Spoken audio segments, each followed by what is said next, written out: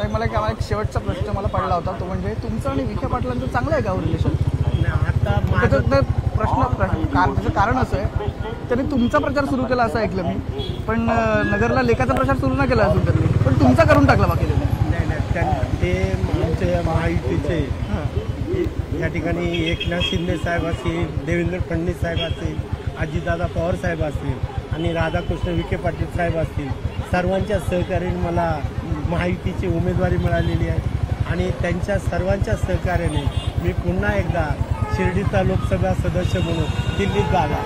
त्यामुळे सर्वांच्या सहकार्याच्या अपेक्षेने आज पण त्यांची भेट झाली. सर्वांना ते प्रचाराचे समजून सांगतात आणि सदाशिव लोखंडे महायुतीचा उमेदवार म्हणून आणि मोदी साहेबांना तिसऱ्या वेळेस PM बनवण्यासाठी जनता देखील आतून झालेली आहे. म्हणजे मोदी साहेबांच्या रूपाने आणि मतदारसंघाच्या विकासाच्या रूपाने मला जनता पूर्ण शिर्डीमध्ये एक संधी दिली. ABP माझा, उघडा डोळे बघा नीट.